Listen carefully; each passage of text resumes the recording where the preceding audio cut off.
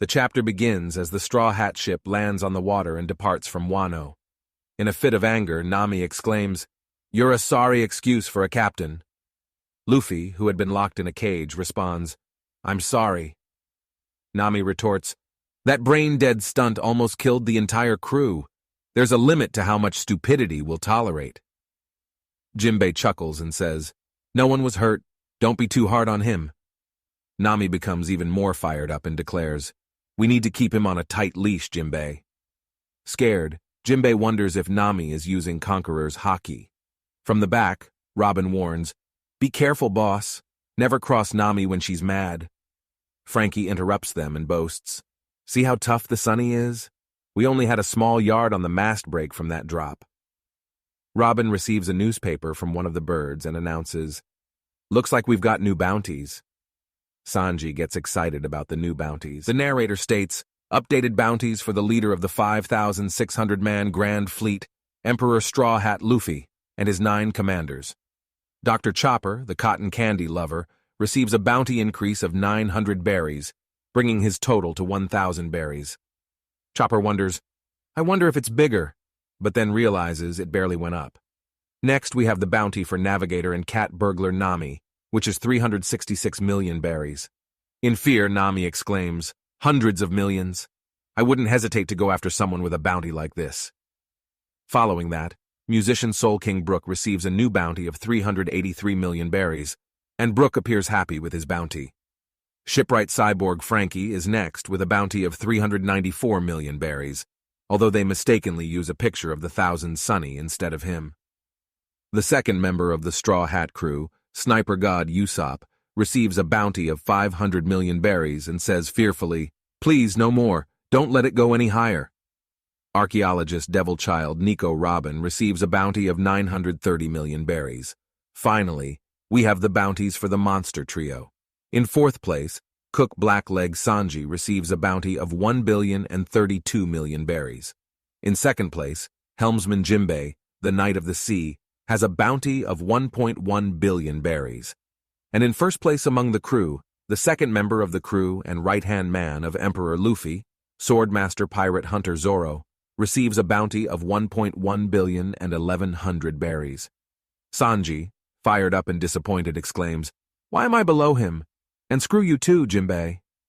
Jinbei asks, "Are you okay, Sanji? Is something wrong?" Zoro smiles and remarks, "Forget him.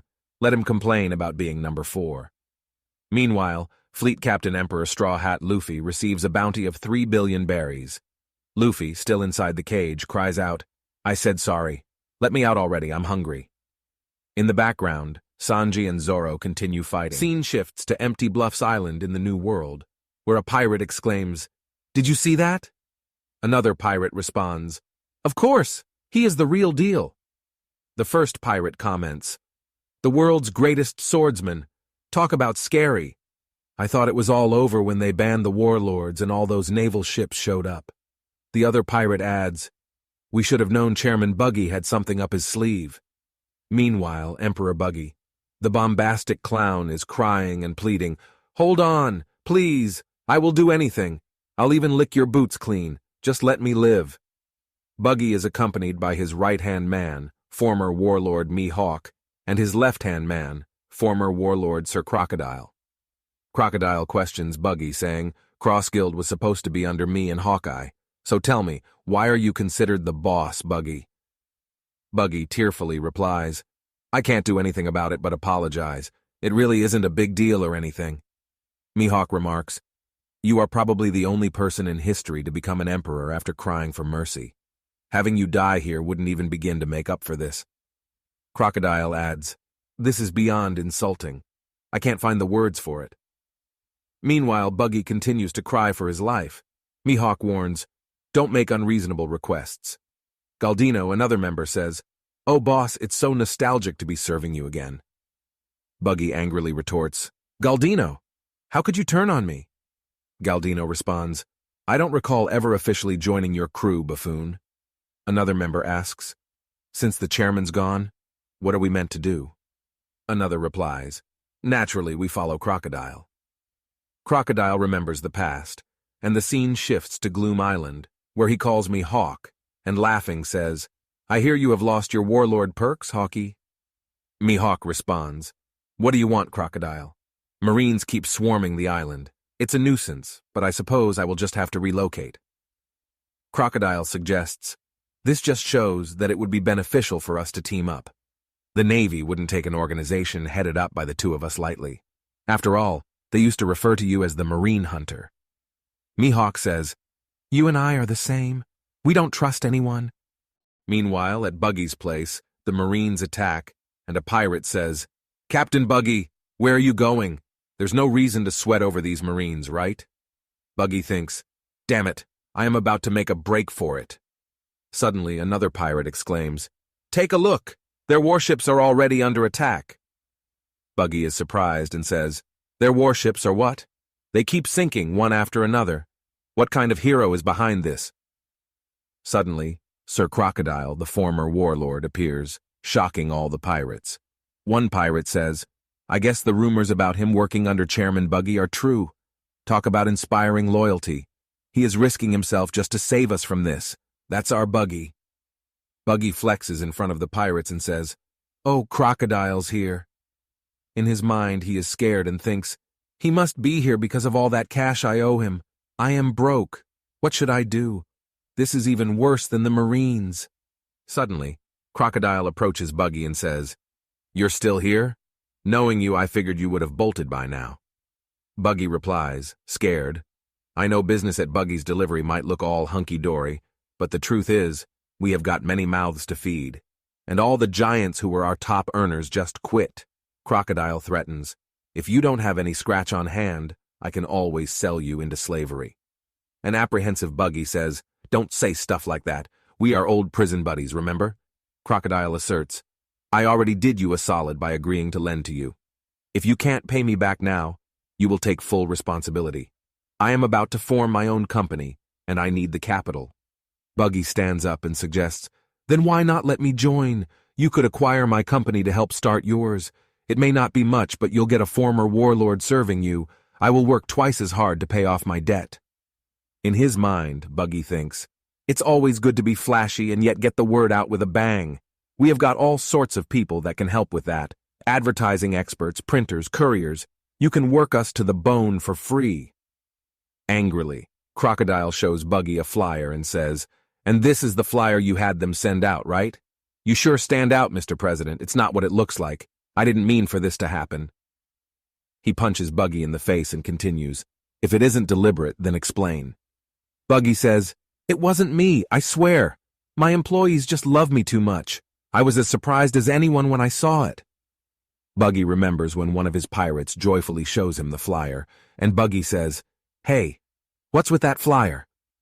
The pirate says, "I couldn't stop myself from giving you the top billing, boss. We have already sent it out to every corner of the world."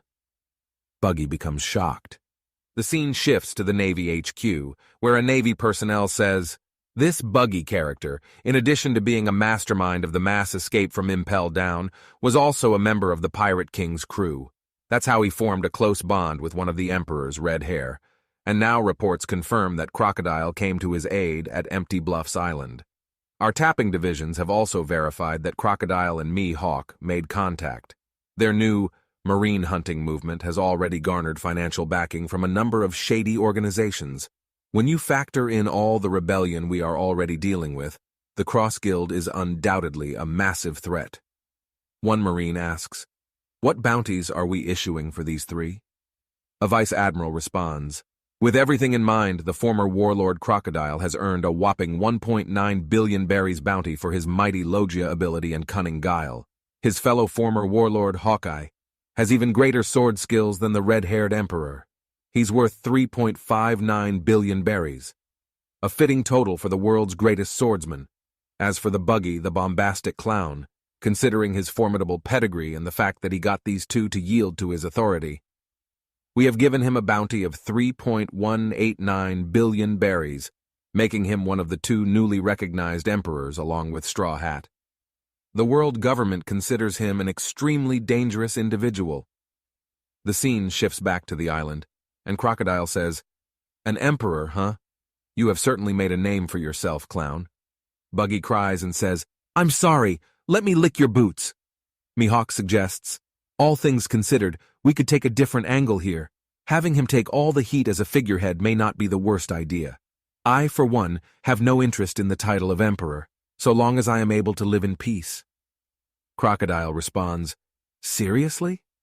Mihawk explains, "Let him have the target on his back. We can always dispose of him if the need arises." Crocodile laughs and says, "That's true." Then, Buggy addresses his pirates with full pride and says, "Listen up, you bastards. We formed the Cross Guild to prepare for the new age. Let me introduce you to our new executives. It's Sir Crocodile and Mihawk-sama." As he gives his speech with pride, he thinks to himself, "What's going to happen to me?" The scene shifts to Queendom in the Grand Line.